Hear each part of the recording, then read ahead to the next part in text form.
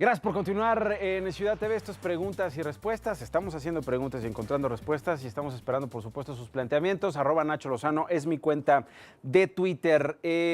Algunos miembros del grupo parlamentario de Morena en la Asamblea Legislativa del Distrito Federal se presentaron en la Suprema Corte de Justicia para darle seguimiento a algunas acciones de inconstitucionalidad que plantearon hace tiempo. Este es el reporte. Se trata de 4 puntos controvertidos sobre la recién aprobada ley electoral que atienden a la integración del Congreso, el concepto de violencia política en razón de género, la integración de las alcaldías y que los pueblos y barrios originarios no fueran consultados en la elaboración de la ley electoral. Al presentar las acciones de inconstitucionalidad ante la Suprema Corte de Justicia de la Nación, el diputado coordinador del grupo parlamentario de Morena en la Asamblea Legislativa del Distrito Federal, César Cravioto Romero, realizó un llamado respetuoso a los ministros de la Suprema Corte para que atiendan estas acciones de inconstitucionalidad y le regresen así el espíritu que se votó en la Constitución de la Ciudad de México, abonando además a un proceso electoral acorde a lo que está pidiendo la capital y lo que votaron los diputados constituyentes. A la ratificación de las acciones de inconstitucionalidad asistió también el dirigente local del partido Morena en la Ciudad de México, Martí Batres, en la Ciudad y el Mundo, Jesús González. César Cravioto, coordinador del Partido Morena en la Asamblea Legislativa del Distrito Federal, pues estuvieron allá en la Suprema Corte. En efecto, estuvimos para presentar estas acciones de inconstitucionalidad sobre el Código Electoral que se aprobó en la Asamblea Legislativa hace unas semanas. Son 4 los temas fundamentales. Quisimos hacer 4 porque si hacíamos una sola y en alguno de los temas los ministros decían que era improcedente, van las 4 para atrás. se van las 4 para atrás. Entonces quisimos hacer 4 para que corrieran, digamos, en carriles distintos, y si alguna la echan para abajo, no necesariamente los otros 3 puntos quedarían desechados. ¿En qué consisten las 4? Bueno, una de ellas tiene que ver con, yo digo que probablemente la más importante, tiene que ver con que no se respetó el espíritu de la Constitución sobre la representatividad de los pueblos, barrios originarios e indígenas que viven en la Ciudad de México. El texto constitucional dice claramente, primero, que tienen que ser consultados, cosa que no se hizo, y segunda, que se les tenía que garantizar representatividad, tanto en el órgano, en el Congreso local, como en las alcaldías y en los concejales. Como se hizo el Código Electoral de la Ciudad de México, no se les garantiza el espacio. Un partido político los puede tener representantes de pueblos y barrios originarios en alguna candidatura, pero no necesariamente asegurarles un lugar. Y la Constitución sí habla de que se tiene que asegurar un lugar para los habitantes de pueblos y barrios originarios e indígenas que viven en la Ciudad de México. Entonces, ese es uno de los temas. El otro tema tiene que ver con la representatividad que puede tener cada grupo parlamentario en el próximo Congreso local.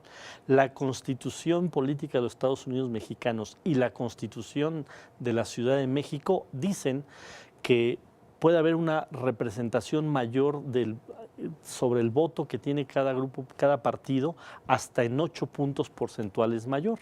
Esto es, si un partido tiene el 30% de los votos y con los pluris puede tener hasta el 38% de los diputados. En la Constitución Federal y en la Constitución del DF, la que se acaba de aprobar. Pero en el Código Electoral que aprobaron los diputados de los otros partidos en la Asamblea Legislativa, habla de solo el 4%.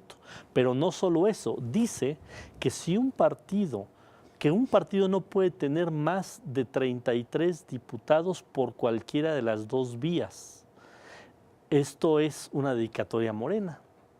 Supongamos que Morena gana con el 60% de los votos en el 2018 en la ciudad y gana los 33 distritos.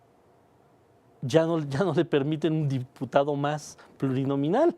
O sea, nos quieren atar de manos, nos quieren decir, Morena no puede tener la mayoría absoluta del próximo Congreso, lo cual pues es aberrante y es anticonstitucional, tanto, insisto, en la Constitución Política de los Estados Unidos Mexicanos como la propia Constitución ¿Es que se sano aprobó. tener la mayoría absoluta en un Congreso? Pues yo no sé si sea sano o no. Si es lo que decide, dices tú, la gente. O sea, pues claro, sí es lo que decide la gente, sí, pero además ahorita no estamos debatiendo si es sano o no es sano, estamos debatiendo si violan o no la Constitución y es claramente violatorio de la Constitución.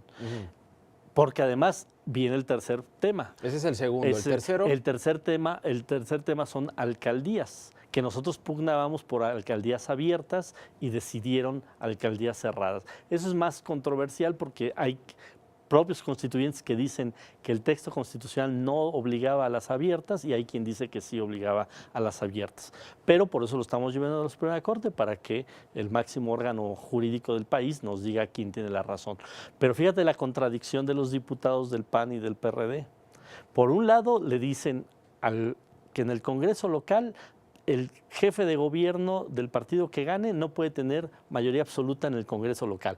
Pero en las alcaldías le dicen que el alcalde que gana de entrada se va a llevar el 60% de los concejales. De 10, digamos. De 10 se lleva 6. Así ganes con el 25% de los votos, si ganas la alcaldía te llevas... Mayoría en el Consejo. Mayoría absoluta en el Consejo de las alcaldías. De las alcaldías.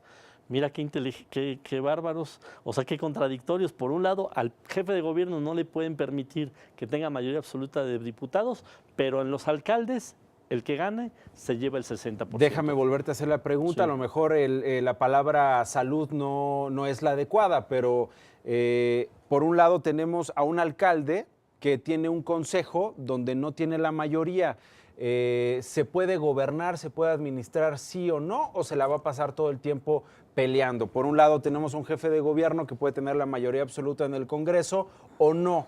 ¿Puede gobernar o se la pasará peleando con el legislativo? Bueno, eso que lo decían los electores democráticamente, al fin de cuentas, para eso es la democracia. Si los electores... Pónganse de acuerdo. Si los electores...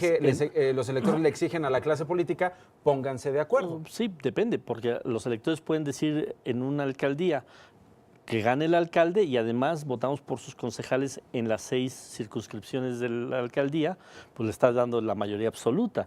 Pero aquí no, aquí lo que quisieron ellos fue decir, el alcalde que gana se lleva el 60% de los concejales.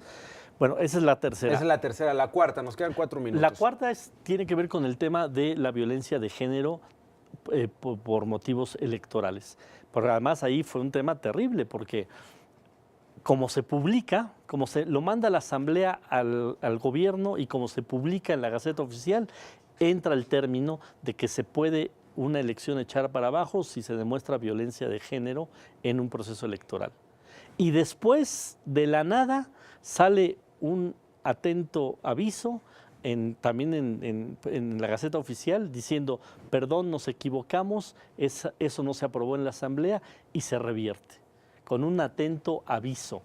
Eso jurídicamente es inaceptable, más allá de que en el texto constitucional dice que se tiene que garantizar la pena por violencia de género electoral, además de que están violando la Constitución, es un procedimiento totalmente desasiado que se dio en la Asamblea. Y no se está hablando de que hay responsables, pero tiene que haber responsables y todavía no nos ha dicho la Comisión de Gobierno y la Presidencia de la Asamblea quién es el responsable de lo que ocurrió. ¿Por qué primero un texto se aprueba y se publica y después de la noche a la mañana nos dicen hubo un error, atento aviso, debe de quedar de esta manera? Por eso estamos también metiendo una controversia constitucional en este tema. A manera de conclusión, César Cravioto, el coordinador de Morena, te voy a pedir alguna impresión, pero antes de eso, Humberto Alemán nos habla de la Benito Juárez. El planteamiento que hace sobre las acciones de inconstitucionalidad al Código Electoral, pues es claro, digamos, están pidiéndole al Poder Judicial que se pronuncie acerca de esto que ustedes llaman, pues, de alguna manera una controversia en la interpretación de lo que se eligió. Pero pregunta, ¿cuentan con el apoyo en Morena de otros partidos para el tema de las alcaldías y estas impugnaciones? Sí, qué buena pregunta. En efecto, nosotros somos 20 diputados, necesitábamos por lo menos 22 firmas. Agradezco mucho al coordinador parlamentario del Partido Encuentro Social, que también firmó con nosotros, al coordinador parlamentario de Movimiento Ciudadano, que también firmó con nosotros, a 2 diputados del PRI, que también firmaron con nosotros, y en la de Pueblos y Barrios Originarios, también una diputada del PRD firmó con nosotros. Entonces, 3 de las 4 la metimos con 24 firmas y la cuarta la metimos con 25 firmas. Muy bien, ahí está Humberto Alemán, el apoyo de otros partidos políticos a estos asuntos.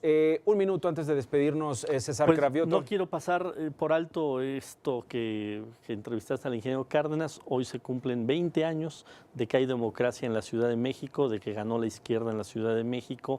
Ha habido 3 muy buenos gobiernos en la Ciudad de México, el encabezado por el ingeniero Cárdenas, el encabezado por Andrés Manuel López Obrador y por Marcelo Ebrard.